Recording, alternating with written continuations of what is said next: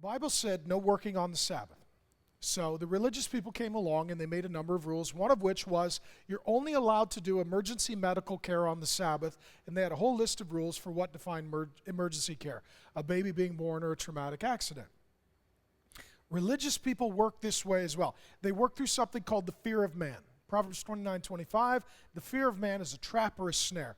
They like to make a scene in public.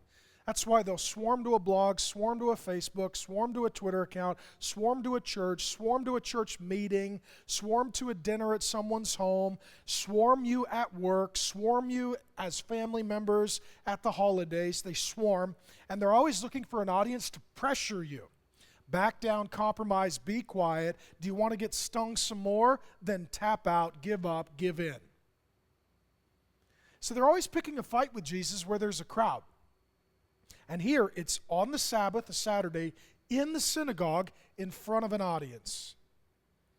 And it says they come not to listen to Jesus, but to find fault with him. Let me say this. You need to examine your own heart. When you listen to me, another preacher, teacher, radio, podcast, read a book, are you listening? Are you reading? First asking, okay, God, teach me. I want to be humble. I want to learn. Secondly, show me my sins, my faults, my flaws, my failures so I can grow. Thirdly, show me things I can help other people with as a good friend. Fourthly, if there's anything wrong or askew or really dangerous here, show me that so I don't get led into error. But don't start with, if I disagree, they're wrong, I'm right, and I'm here as God to judge. And when you come, are you coming to listen or criticize? Are you coming to find what is helpful or to pick at, critique that which you might find fault with because you're inerrant like the Bible? Their heart is bad. I mean, you think about this. They had an opportunity to listen to Jesus teach, and they don't hear a word. All they're thinking is, I could take that quote out of context. That might get him in trouble. I wouldn't have said it that way, so obviously he didn't say it well. Yeah, that's not a great illustration. I would have done it different. They're criticizing, picking apart the teaching of Jesus. They're trying to find fault. Let me say this. There's no fault in Jesus' teaching. The rest of us, there's always something to find fault in, especially me. You want to find fault with me? If you can't find it, just email, and I'll tell you what was wrong with this sermon. All right? And there's lots of things wrong with this sermon. Teachers are not inerrant like the Bible, and neither are the hearers. And this guy walks in with a withered hand. This is a medical diagnosis by Luke the physician. I don't know if he was born this way, had a traumatic accident. We don't know what happened. Most people are right-handed, so odds are this is the hand he really, really needs. His right hand is withered. He walks in. You know what this guy wants? He wants to be healed. And the religious people decided, this isn't urgent. Come back another day. Which is very unloving because for this guy, it probably seemed fairly urgent. Like, my hand doesn't work. If he could fix it, today's good for me. It's far better than tomorrow. And so now Jesus has a decision.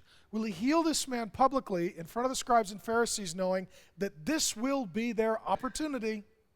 Or does he cave into fear of man and say, I'll do it tomorrow and I'll do it privately so that I don't get criticized? And he steps forth boldly, and it says that he looked everyone in the eye. What he's doing, he's saying, you and you and you and you and you and you and you and you and you would all need to make a decision. Are you going to live for the approval of the scribes and the Pharisees, the religious legalists, or will you serve God alone? And Jesus tells them, stand up and come here. And raise your hand. And this is an act of faith.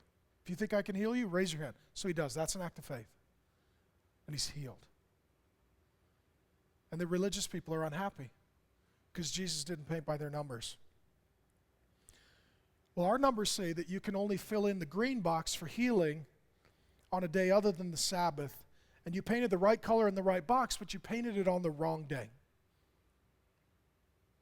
So we're not happy with you.